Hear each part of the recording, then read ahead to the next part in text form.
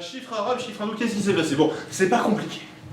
Nous, on appelle ça des chiffres arabes, parce que c'est eux qui nous l'ont appris. Et ben eux, ils appellent ça des chiffres hindous, parce que c'est eux qui leur ont appris. Oh, mais c'est génial votre truc, qu'est-ce que c'est? Et les Indiens leur répondent, c'est le zéro. C'est quelque chose de tout neuf qu'on vient de créer, et en plus, nous, on adore la symbolique, on a mis une belle symbolique dessus, c'est le néant.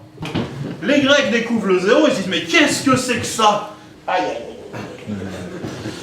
Le néant, par définition, ça n'existe pas. Donc j'y pense, il existe. Mais s'il existe, il n'existe pas.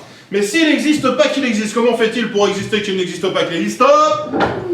C'est bizarre, ça, on verra plus tard. Le néant par rapport à l'élèvement et la naissance, les Asiatiques, ils ont dit non, nous on va garder le 1 en chiffre de départ. Et eux, ils ne l'ont récupéré qu'à partir du 5e siècle. Et les Romains, ils nous ont pondu ça. Eh oui.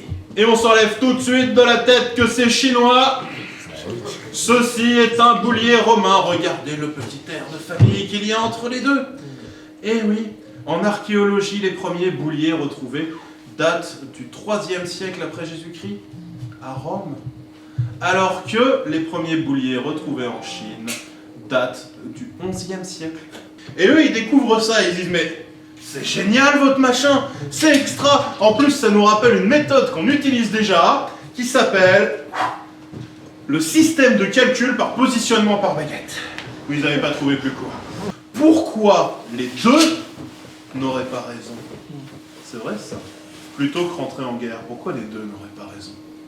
Et figurez-vous que chez eux, contrairement à chez nous, ils ont beaucoup moins d'allergiques aux mathématiques.